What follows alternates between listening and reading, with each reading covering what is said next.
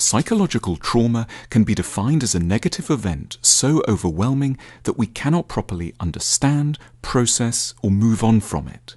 But, and this is the devilish aspect of it, nor can we properly remember it or reflect upon its nature and its effects on us.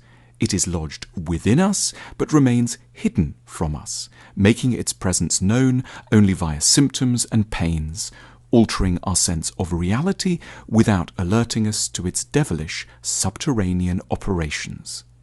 Unsurprisingly, a lot of psychological trauma happens in childhood.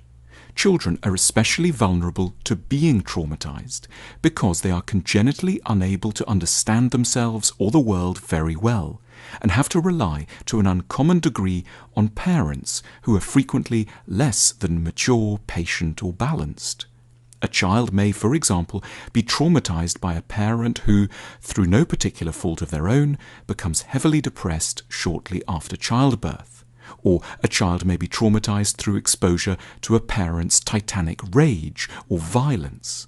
Or, because the widest category of psychological trauma is also the most innocuous, a child may be traumatized by what psychologists term neglect, which might mean that at a critical age, between 0 and 5, and especially in the first 18 months, it was not properly cherished, soothed, comforted, and, to use a large but valuable word, loved.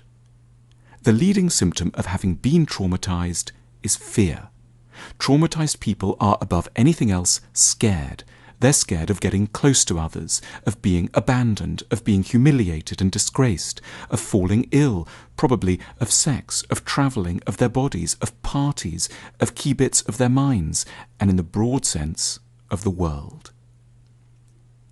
The legacy of having been traumatized is dread, an unnameable, forgotten, unconscious memory of terror and fear projected outwards into the future. As the psychoanalyst Donald Winnicott wisely observed, the catastrophe that the traumatized fear will happen has already happened. That is why, in order to find out the gist of what might have occurred to us long ago, we should ask ourselves not so much about the past, we won't directly be able to remember it anyway, but about what we're afraid will happen to us going forward.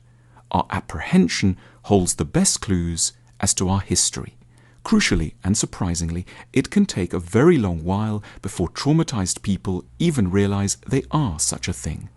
A leading consequence of trauma is to have no active memory of what was traumatic, and therefore no sense of how distorted one's picture of reality actually now is. Traumatized people don't go around thinking that they are unnaturally scared. They just think that everything is very terrifying. They don't notice their appallingly low sense of self-worth. They just assume that everyone is likely to mock and dislike them. They don't realize how uncomfortable intimacy is. They merely report not being happy in this or that relationship. In other words, trauma colors our view of reality, but at the same time prevents us from noticing the extent to which we are peering at life through a highly distorted lens. Only with a lot of time, luck, self-reflection, and perhaps the odd breakdown, do traumatized people come to a position where they start to notice that the way they think of the world isn't necessarily the way it actually is. It's a vast step towards mental well-being to be able to be usefully suspicious of one's first impulses, and to begin to observe how much fear and self-hatred one is bringing to situations that don't truly warrant them. Processing trauma usually works best when we can hook up our own malfunctioning and distorted brain to another, more clear-sighted one, and can test our readings of reality against those of, say, a wise friend or a psychotherapist. We stand to recognize that, perhaps to our great surprise, we are not inherently disgusting. Maybe not everyone hates us. Maybe everything isn't headed for disaster. Perhaps we're not in line for a horrific punishment.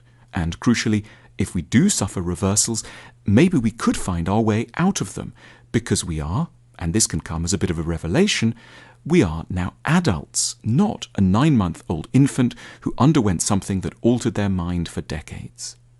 Overcoming trauma is the work of years, but the beginning of the end starts with a very small step. coming to realize that we might actually be traumatized, and so that the world may not be the dark, fearful, overwhelming, and dread-filled place we have come to assume it must be.